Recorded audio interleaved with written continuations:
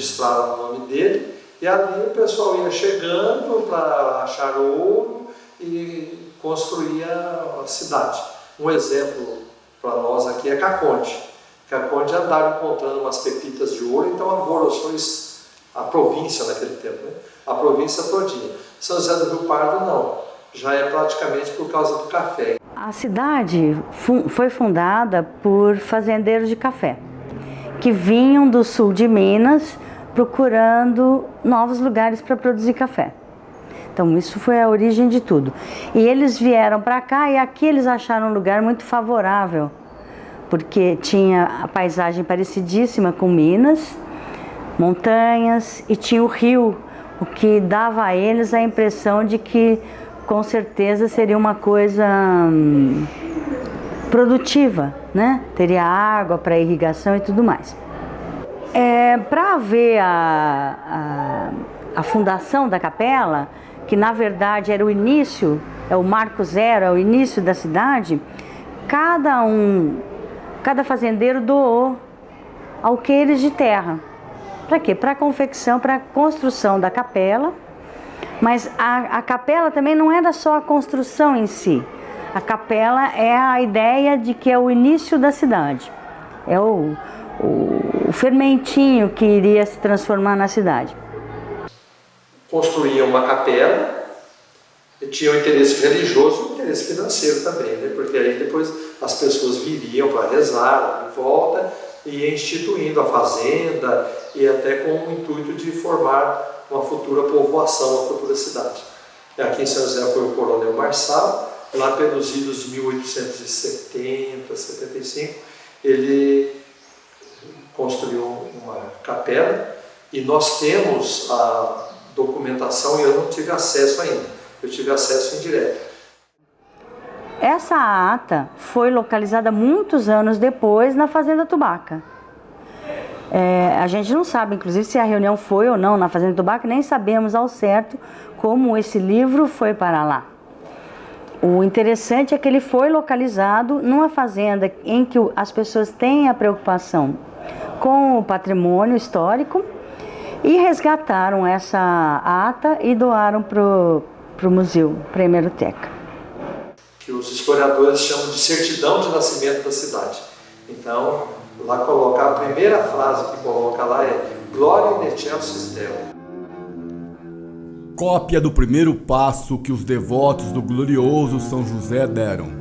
Os habitantes que circundam essa futura freguesia concorrerão para se dar princípio a esta nova obra de Deus com uma quantia que chegue para a compra de 2 sinos, todos os pertences para a missa, todo o material para fazer-se uma capela mor, de 50 palmos de comprido e 26 de largo, com sacristia de ambos os lados, com um alpendre em forma de rancho, em lugar onde há de ser o corpo da igreja.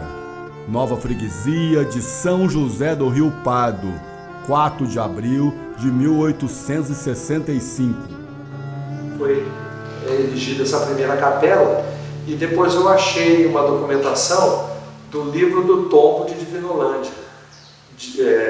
O bispo de São Paulo dando autorização ao padre de Divinolândia para inaugurar um cemitério em São José do Rio Pardo, mais ou menos na época da construção da capela, então, portanto, no final praticamente do século XIX.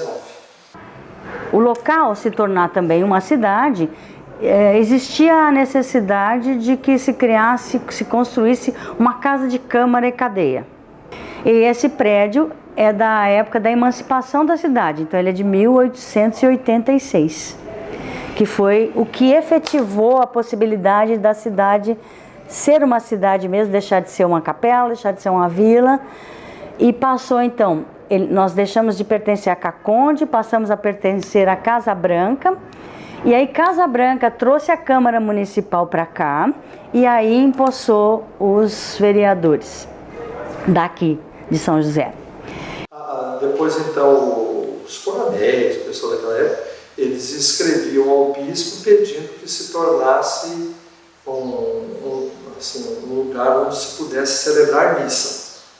Então o bispo exigia documentação, se tinha os paramentos, se tinha o cálice, se estava tudo em ordem, as medidas e tudo. Depois ele autorizava o padre fulano de tal, né, dava as dicas. Então, no caso, a primeira autorização foi ao padre de Vinolândia, para que ele viesse celebrar missa aqui, porque aqui ainda estava no início, né? E segundo eu sei, o primeiro padre que celebrou missa aqui, ele era de Ouro Fino. Aí eu lembrei da música do Menino da Porteira, ele é de Ouro Fino. Ele era pároco em Caconde e foi autorizado para celebrar missa aqui em São José do Rio Pardo. Então essa assim, a primeira capela, vamos dizer, foi até o final do século XIX. Em 1900, 1901, a outra já estava pronta, já haviam demolido a capela menor e construído esta outra de boas proporções, não tão grande quanto esta, mas proporções boas, né? E ela foi inaugurada em 1893 e foi reinaugurada em 1898.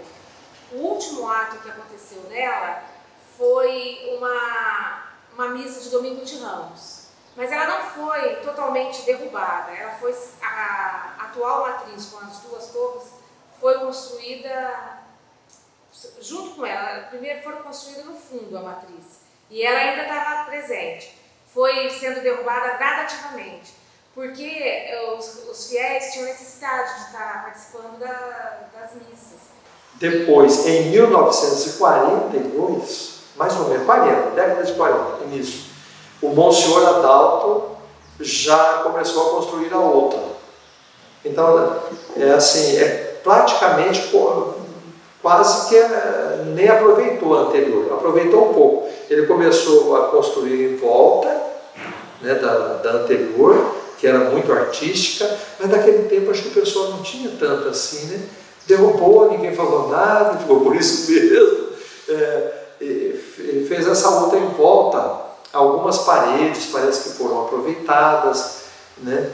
Então ele começou mais ou menos na década de 40, 45, eu não lembro a data corretamente. Que em primeira mão ela foi feito um projeto com uma torre só.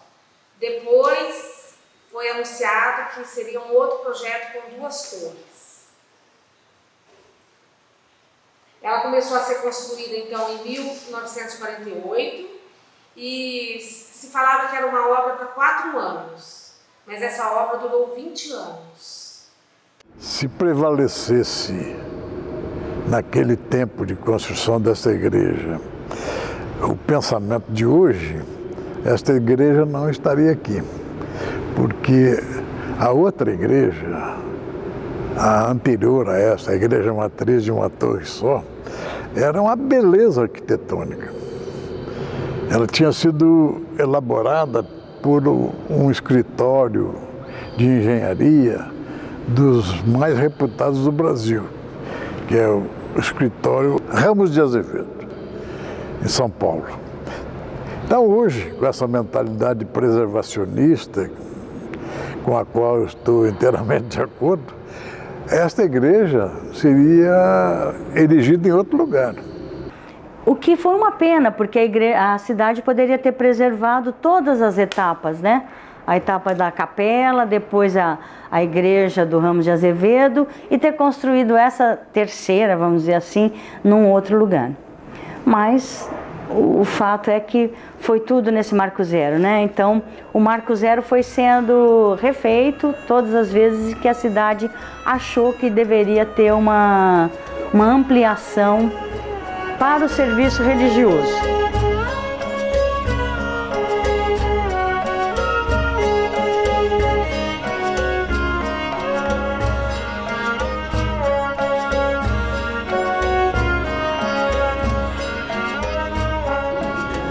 Porque as pretensões de hoje são diferentes das pretensões de outros tempos.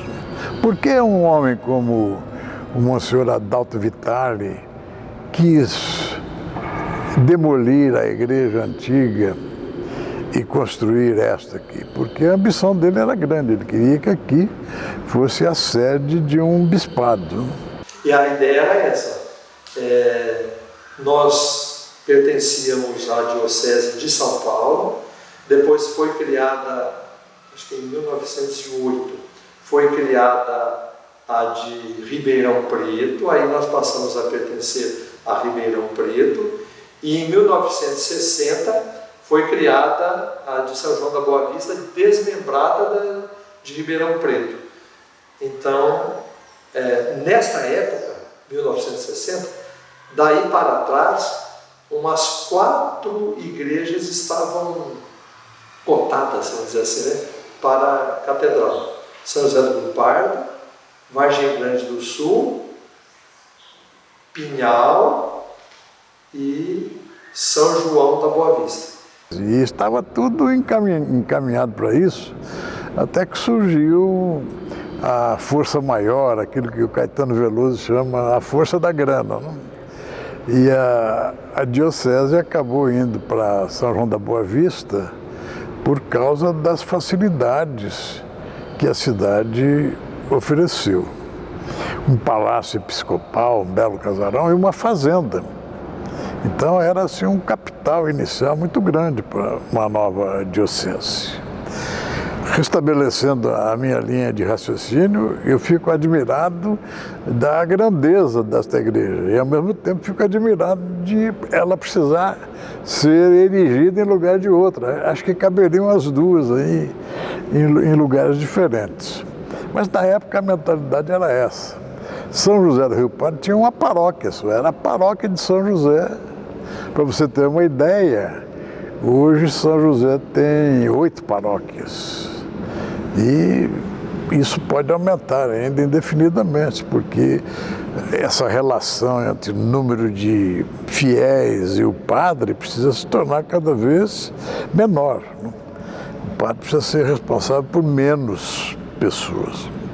Então, esta igreja matriz de São José tem algumas características próprias de catedral, inclusive a cripta. Embaixo é a cripta. E há ali lugares para enterrar os padres, no caso seriam os bispos, né? É um lugar para enterrar os bispos. E matriz não tem, só catedral que tem cripta. A palavra catedral é interessante, né? Cátedra quer dizer cadeira. Então a catedral é uma igreja que tem uma cadeira onde o bispo se senta, só isso. Essa construção, a matriz de São José, é uma construção recente, ela é do final da década de 50 para a década de 60. Ela é no estilo neogótico. A gente conhece como novo gótico. E ela tem esse estilo aqui e foi escolhido também pela população porque a antiga igreja de São José, que tinha uma torre só, também era neogótica. Então o que a gente percebe nessa construção? É um templo religioso e a gente percebe muitas características do estilo neogótico. O neogótico é inspirado no estilo gótico. O estilo gótico, ele tem como filosofia a introspecção do indivíduo para poder refletir a vida religiosa, a vida cristã. Por isso você vê essa característica que ela é verticalidade, que ela é fina, alongada, para que a gente possa chegar, entre aspas, as nossas orações até Deus. Então é uma característica do neogótico e do gótico, por isso que ela é fina e comprida. Tá? Então a gente percebe as características. Por exemplo, a gente percebe a abóboda. A abóboda é essa parte arredondada que liga o telhado. Tá? E o interessante é que todas as abóbodas aqui desta construção arquitetônica, ela termina numa ogiva, num arco ogival. Comparando, diferenciando da românica, a românica ela tem o arco redondo e a gótica é o arco em formato de ogiva, né? Como se tivessem mãos postas em oração, ou o arco agudo. Porque no período gótico e neogótico a gente tem como característica o arco gótico, flamejante e o ogival. Aqui nessa construção nós só temos o arco ogival. Ogival são esses vitrôs. Então você percebe que os vitrais também possuem a mesma característica, aquela ogiva. O vitral, ele aparece no período histórico também nas catedrais góticas, porque ele tinha a função de iluminar o templo, né? E a gente tem uma expressão muito comum que a gente fala que o vitral é a arte que sobrevive da luz. Se não tem luz, o vitral é feio. Inspirado no período gótico, onde as pessoas, entre aspas, eram ignorantes na religião, ignorante não é pejorativo não, é não saber sobre a religião. Os vitrais contavam histórias bíblicas da vida de Cristo, do Antigo e do Novo Testamento. Aqui nós temos isso também. Se você perceber os vitrais aqui da nossa igreja, ele conta uma história religiosa. Começando pelo lado direito, dando a volta no corpo da igreja pelo fundo e voltando, nós temos todos os mistérios do terço, do rosário, não do terço, do rosário. O rosário antigo era composto de 3 terços, né? E cada terço tinha 5 mistérios. Então nós temos 15 vitrais que retratam os mistérios gozosos, dolorosos e gloriosos. Era para rezar o terço mesmo, né? E são vitrais enormes, né? Quando você começa ali, você tem a Via Crucis, tá certo? Depois nós temos momentos da Natividade, nós temos a apresentação de Jesus no templo. Então, nós temos Santa Margarida com Jesus, o Sagrado Coração de Jesus ali no Santíssimo. Esses vitrais não têm só a função de decorar, ele tem a função de informar. Esses vitrais são dinamarqueses, são de uma beleza extraordinária, né? A luz coada por eles é muito bonita, não? E a rosácea, as rosáceas também são muito significativas no estilo gótico. E é de se observar que esta igreja é extremamente clara, ao contrário da maioria das igrejas de tendência gótica. Você pega, por exemplo, a Catedral de São Paulo, é uma escuridão. O neogótico foi uma tendência, uma redescoberta do gótico, do estilo gótico, no século XVIII. Então eles vão buscar a inspiração no gótico para construir as igrejas, para construir casas. Então esse estilo ele vai voltar, mas de uma maneira mais simples, mais estilizada. Isso foi no século XVIII e aqui no Brasil com Dom Pedro II. Então aqui no Brasil nós vamos ter várias igrejas com estilo neogótico. Nós temos aqui a belíssima também Catedral da Sé de São Paulo. A inspiração para tudo isso é a Notre Dame de Paris, né? Então eu não posso falar de estilo gótico ou do neogótico sem lembrar da inspiração de todos, que é a Notre Dame de Paris. Então, aquela rosácea que nós temos no meio e essas rosáceas que nós temos aqui do lado também é inspirado nisso. Se você observar a fachada da entrada, a porta também está em formato de ogiva e as figuras que tem do lado ali, que são os apóstolos, elas são bem alongadas. Elas são esguias, combinando com o estilo da própria construção. O Bosini tinha uma oficina de mármore, uma marmoraria. E eu não acredito que essas imagens dos apóstolos tenham sido esculpidas por ele. Mesmo porque o material dessa escultura não é mármore, isso é um concreto, não? Muito provavelmente ele se valeu de modelos já existentes. Veja que embaixo de cada estátua há o nome do respectivo apóstolo em latim, não?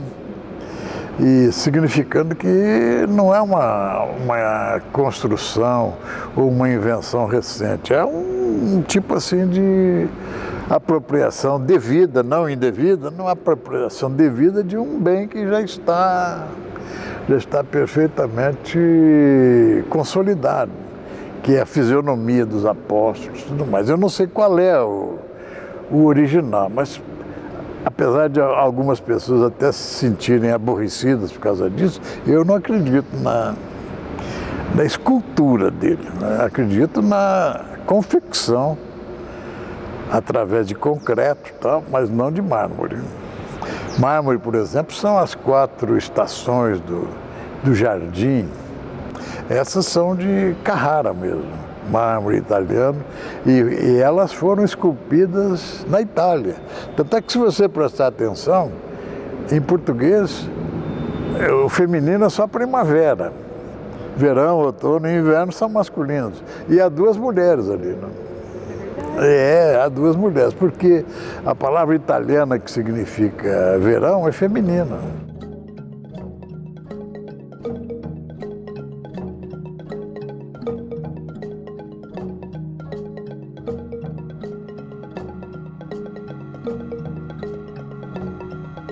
Essa construção em si, ela não foi restaurada, infelizmente. Ela foi reformada. Nós tínhamos aqui nesse piso um belíssimo piso que era um piso hidráulico. E eu não sei se foi deteriorando ou se não teve uma boa conservação, infelizmente foi retirado. Ela é muito bonita, você percebe que tem um piso bonito, mas não é original. E o bispo, então, que era o Dom Tomás Vaqueiro, e o padre que construiu, que é o Monsenhor Adalto, eles ficaram em dúvida onde colocar o altar. Porque ela começou a ser construída quando o altar era colocado ao fundo e o padre ficava de costas para o povo. Ia ser assim. Esse era o plano.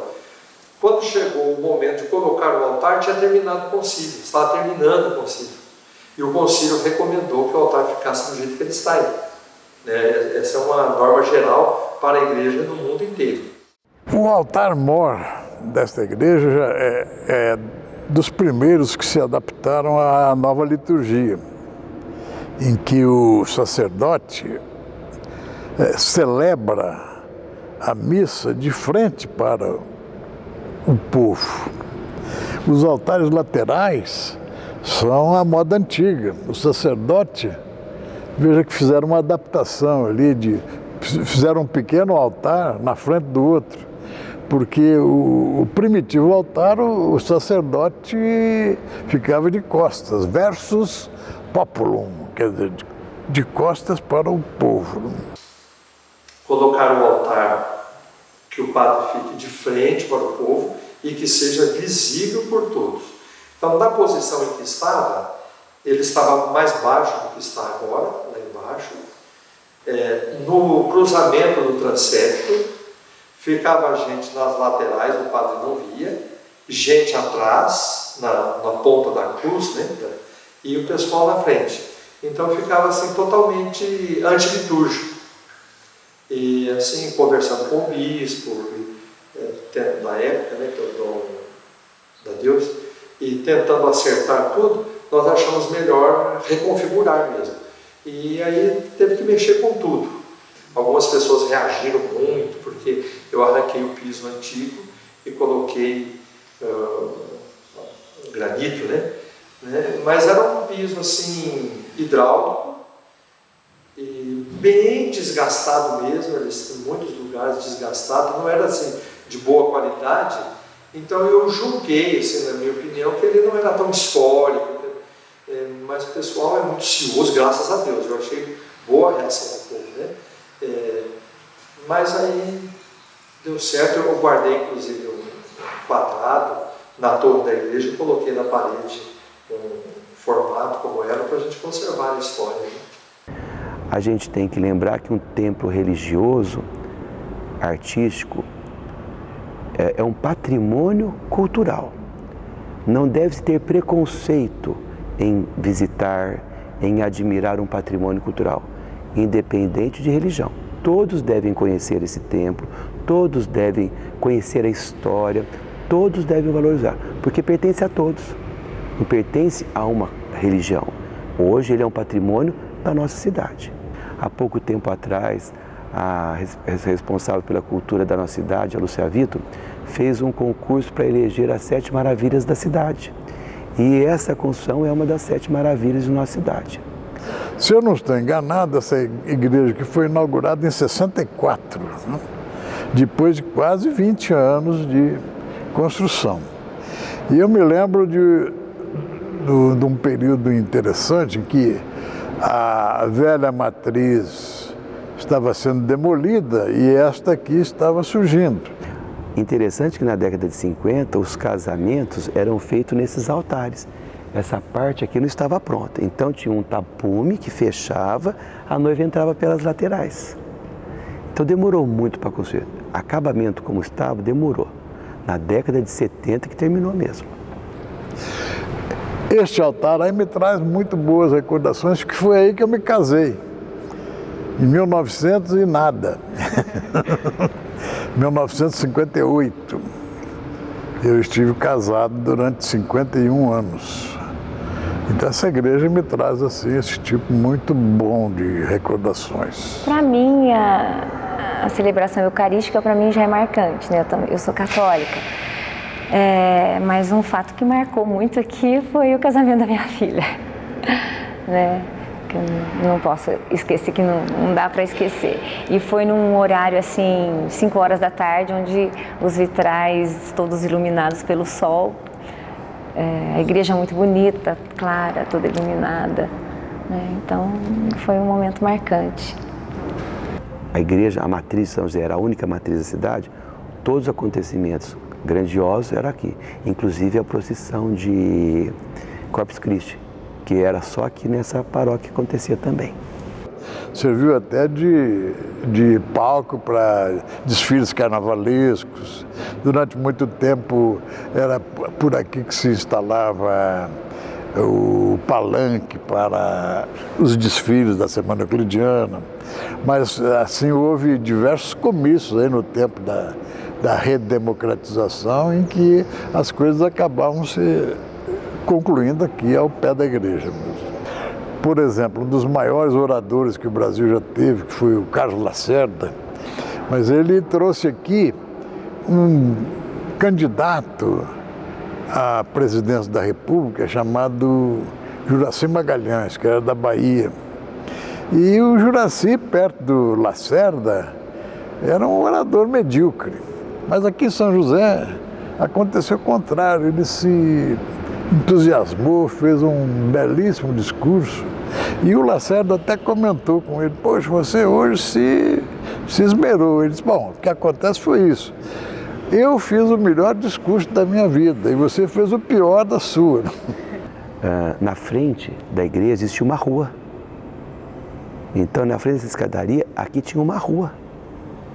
Então você pode ver que ali saindo do Banco do Brasil e chegando na Padaria Rádio, era para continuar uma rua. Existia essa rua. E no carnaval, o desfile carnavalesco era na frente da igreja. E a escadaria, que ainda não era de mármore, era arquibancada para a gente poder assistir o desfile de carnaval, que acontecia na frente da igreja. E outra coisa que me marca muito aqui em São José, agora na parte administrativa, é que o povo assim, colabora mesmo. A pintura da matriz, eu pensava em fazer em 2 anos, eu dei o prazo até ao povo. Eu falei: olha, nós temos 2 anos para fazer a campanha para depois começar a pintura. Começou, tem que terminar, precisa pagar os pintores e tal. Em 5 meses já estava a pintura pronta. E interessante que antes de haver o velório municipal, os defuntos eram velados em casa, né? E eles passavam pela igreja. Então esses sinos tocavam desde quando o féretro se aproximava até quando saía da igreja. Então estava batendo o sino a maneira fúnebre. Antigamente os velórios passavam pela igreja. Então eu lembro muito bem de um casamento para recomendar o corpo, de uma pessoa até conhecida que eu não vou citar, na década de 60, que a noiva estava entrando e a hora que a noiva estava casando chegou um corpo para ser recomendado. Então entrou, ficou naquele canto o corpo, a urna com o cortejo. A noiva não percebeu, aconteceu o casamento, saiu, depois a urna veio e foi feita aqui. Então, assim, na minha vida mais como padre, a parte espiritual, né, assim, uma coisa que me tocou muito quando a paróquia era maior é que uma vez um casal bem simples me pediu para benzer a casa deles na zona rural. Eles moram bem longe aqui da cidade, né?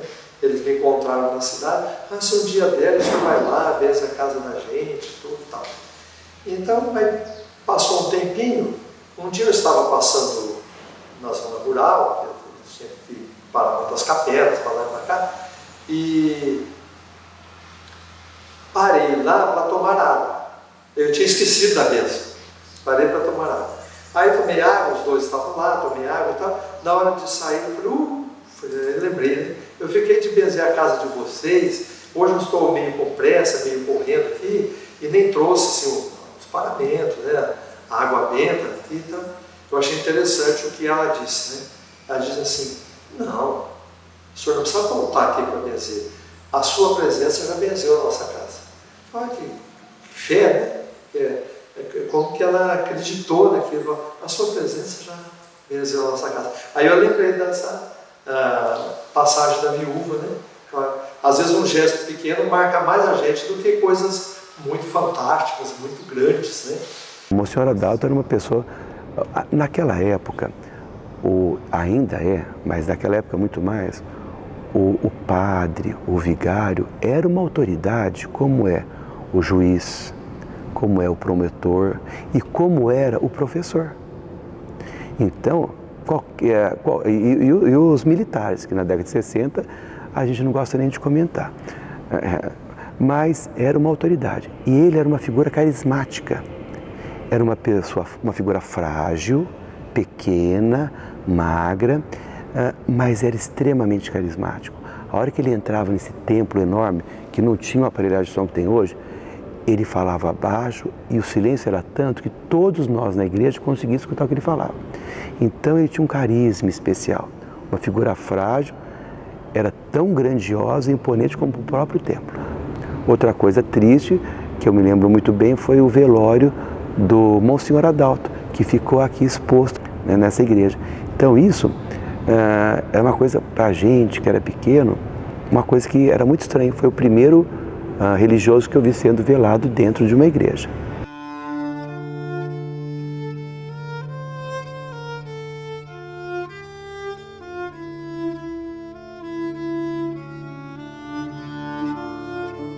Foi um sonho alto. Veja que lá na entrada desta igreja há uma placa de bronze em homenagem ao Monsenhor Adalto. Há um texto bíblico que diz assim, o zelo de tua casa me devorou. E na verdade é isso, ele passou a vida tendo como grande objetivo a construção dessa igreja. Ele recebeu, no final da vida, uma homenagem que poucas pessoas entendem no seu significado maior. Como ele não conseguiu trazer o bispado, e nem ele foi bispo, ele foi nomeado prelado doméstico. Prelado é exatamente bispo, não? Prelado doméstico, significando o quê? De acordo com a tradição da igreja, ele passou a fazer parte da família do Papa. É um gesto assim de homenagem da igreja ao trabalho dele. E ele tinha um sacristão muito versado em liturgia que levava às últimas consequências essa nomeação do Monsenhor Adalto para prelado doméstico. Assim, por exemplo, quando o bispo está celebrando missa solene, o sacristão tem uma vela especial, ele vai levando daqui para lá de acordo com a posição do bispo. E esse sacristão fazia isso com o Monsenhor. E quando ele morreu, ele foi enterrado com vestes de bispo, sabe? Eu acho uma coisa muito bonita, muito significativa, assim, desse reconhecimento que a igreja fez a ele. O zelo de tua casa me devorou.